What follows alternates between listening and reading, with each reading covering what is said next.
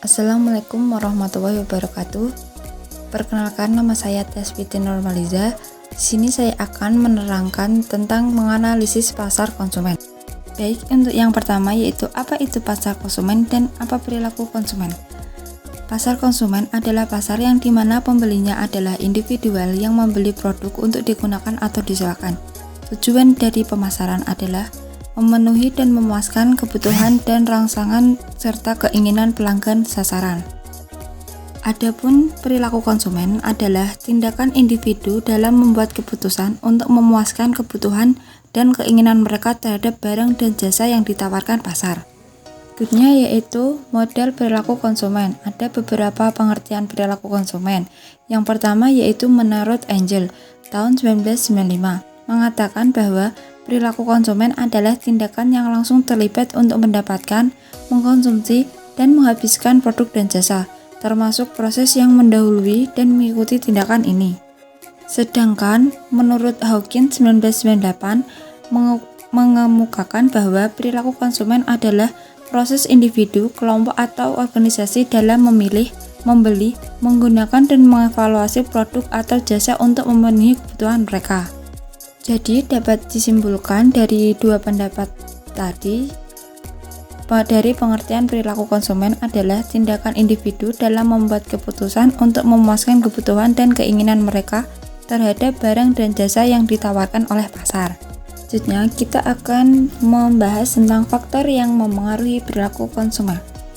Menurut Kotler, yang merujuk pada bagaimana seseorang atau kelompok membuat keputusan untuk membeli, menggunakan, dan membuang produk dan jasa. Dalam hal ini ada beberapa faktor yang memengaruhi perilaku konsumen, seperti kebutuhan, keinginan, pengaruh sosial, budaya, dan psikologis. Kotler menjelaskan bahwa perilaku konsumen tidak hanya dipengaruhi oleh faktor eksternal, seperti iklan dan media, tetapi juga oleh faktor internal seperti motivasi, persepsi, dan sikap konsumen terhadap suatu produk. Selain itu, perilaku konsumen juga dipengaruhi oleh proses pengambilan keputusan melalui dari mengenali kebutuhan, mencari informasi, mengevaluasi alternatif, hingga akhirnya membeli produk. Adapun perilaku konsumen menurut Asel 1992 berkaitan dengan bagaimana konsumen membuat keputusan untuk membeli barang atau jasa yang mereka inginkan atau butuhkan.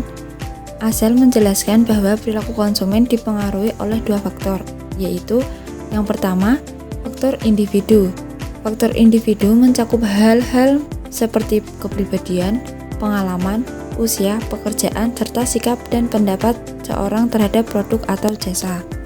Yang kedua, yaitu faktor situasional, mencakup kondisi atau keadaan di luar dari konsumen, seperti faktor sosial, budaya, ekonomi, atau lingkungan tempat konsumen berada saat ini.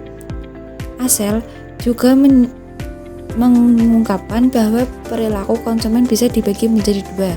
Yang pertama yaitu perilaku pembelian yang terlibat atau low involvement, yaitu pembelian yang dilakukan dengan sedikit pertimbangan atau tidak terlalu penting bagi konsumen.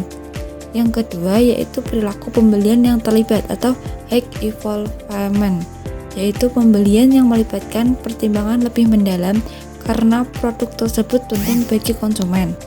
Sementara keseluruhan Asel 1992 memperlihatkan bahwa perilaku konsumen sebagai hasil interaksi antara faktor-faktor internal dan eksternal yang memengaruhi cara konsumen memilih atau membeli suatu produk atau jasa. Berikutnya yaitu kita akan membahas tentang faktor yang memengaruhi perilaku konsumen menurut Hawkins. Ada 4 faktor, yaitu yang pertama yaitu faktor pribadi.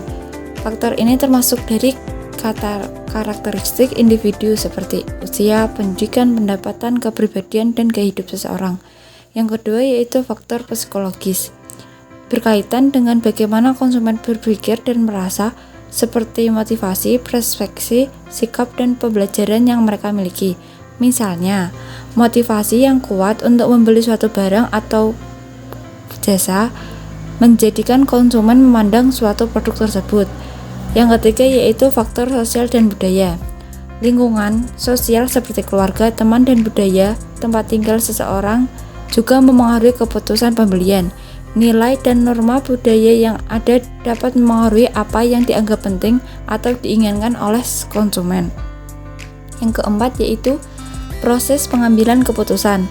Hawkins menjelaskan bahwa konsumen melalui serangkaian langkah dalam mengambil keputusan, mulai dari mengenali produk, mencari informasi produk tersebut, mengevaluasi pilihan, sehingga akhirnya konsumen membeli produk tersebut. Selanjutnya yaitu karakteristik yang memengaruhi perilaku konsumen. Ada 4 karakteristik yang memengaruhi perilaku konsumen. Yang pertama yaitu faktor budaya. Budaya adalah penyebab paling terbesar dari keinginan dan tingkah laku seseorang karena budaya tumbuh dalam suatu masyarakat sejak kecil.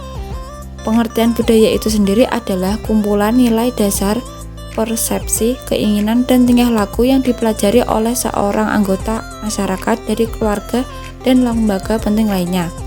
Yang kedua yaitu kelas sosial.